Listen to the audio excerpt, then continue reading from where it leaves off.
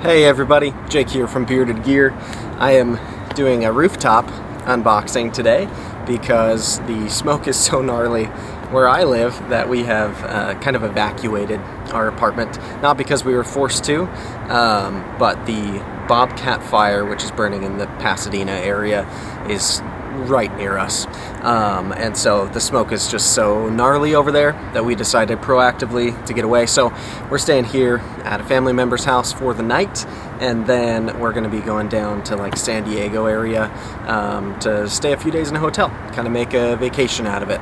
Anyway, this got delivered today, and I was actually already here. We're like a half hour from where I live, but I got the delivery notification, and I was so excited for this knife that I drove home to get it anyways. So I went back into the storm of fire to get this knife. Anyway, as you can see, this is in a knife center box. Let's go ahead and bust into it, and then I'll talk a little bit about it. I won't go too in depth. I'll do a first impressions video probably tomorrow or the next day once I've had this in pocket a fair bit and have some real experience with it. Just got my Giant Mouse Ace Grand back today as well from Jason, who borrowed it last, and stoked to have this back in the pocket. I've missed this knife. So the Demko AD20 MG, which stands for machine ground, is a knife that has been kind of on my list since it first came out. I thought the shark lock was really intriguing. I was curious about how it functioned and all of that. I recently reviewed, Kyle from DTOM Knives and Gear sent me his AD20, the cold steel version, to review, and I liked that knife. I didn't love it, if I'm being honest. There were a couple things, if you watched that review, that kept me from really just adoring it. But it made me want to try one of the actual Demko AD15s, and it was like right about that time that the AD20 was coming out, and this is the new shark lock, totally different thing. And I think, based on what I've seen, I'm gonna like this more than the design of the AD15 as well. So I had a chance to get one of these like a month ago. It was a different retailer, I think it was Knife Joy, who frankly, Knife Joy is one of my favorites. I would have loved to have gotten it from them.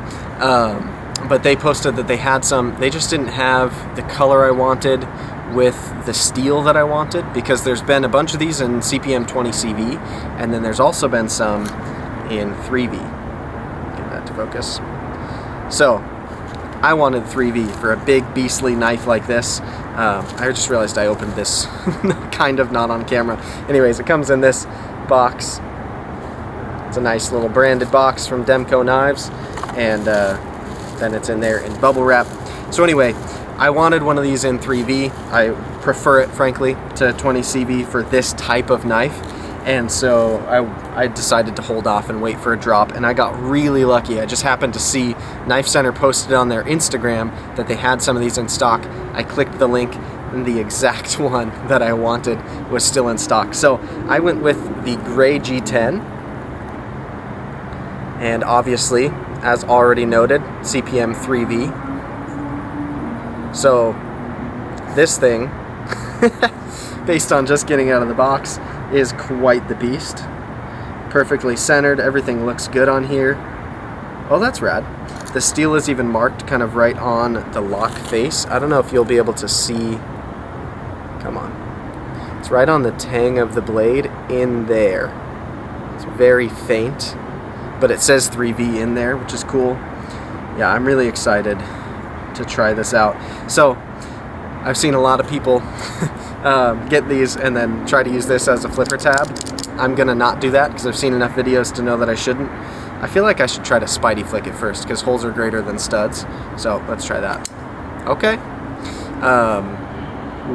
Yeah, first things first, it's hefty.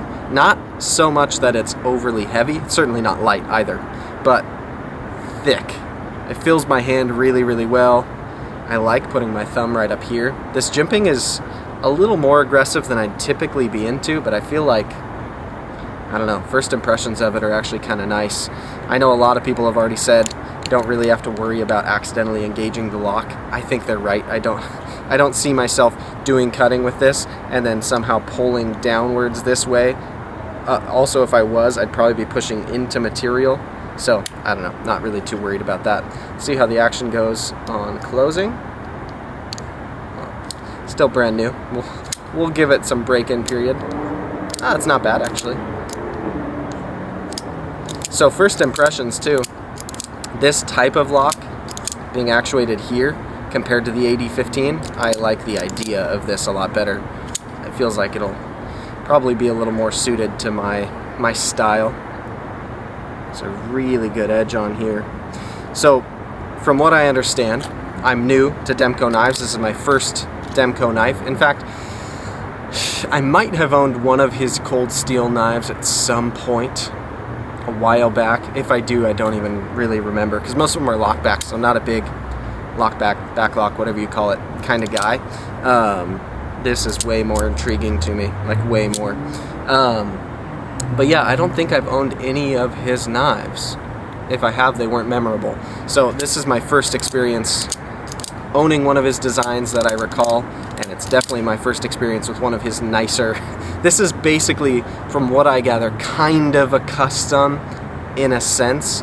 Like, they're hand assembled, they're made in his shop and his shop only, and that's all pretty custom. Although it's machined, the portions of this knife that are, like, I assume the G10 is primarily machined. I doubt they're doing this G10 by hand. All of these components are machined, but they're hand assembled. And so the two variants of this knife would be like the actual custom, which would be the hand ground blade and everything else being identical, or this, which is the MG or machine ground. So this is the same as the custom variant of the knife, just with machine ground bevels, which on this are flat grind, whereas if you do like the hand ground, the custom one, that one is, I believe, a hollow grind, and is of course done by hand. But yeah, this is a really good looking knife. I'm glad I went with the gray. I like the look of it quite a bit. I think it looks really, really good. I dig it aesthetically. It just looks kind of like a tank, and I like it.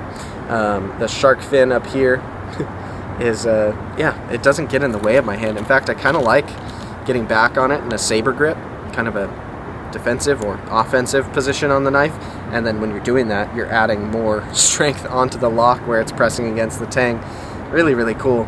I know Andrew Demko did a video, actually I don't know if it was him in the video or his brother, but they did a video from their channel showing the disassembly and reassembly. It was really cool to see the way this lock functions. It's fairly simple to me. Obviously that's easy to say as a person who didn't engineer it, but just understanding how it works and the way that it functions is pretty cool to me. I really like it. It's gonna be a super ridiculously strong lock.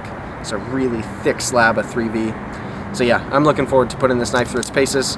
I'll put it in pocket right now, and then tomorrow or the day after I'll be filming a first impressions on it, and you guys will be seeing that within the next couple of days. So if you're interested in seeing more on this one, be on the lookout for that. But I apologize, as usual up here, I don't know if the audio is going to be very good because there's a lot of city noise and stuff, and hopefully this lighting is okay. It's like literally about to be dark. It looks in the monitor like I'm showing through all right, but I wanted to unbox this and show you the unboxing. If I didn't do it right now, I was going to just unbox it and you guys would have missed out on seeing this whole part of the experience. So that'll be that. Anyways, thanks for checking it out with me, guys. This is the AD20 MG, and there's plenty more to come on it.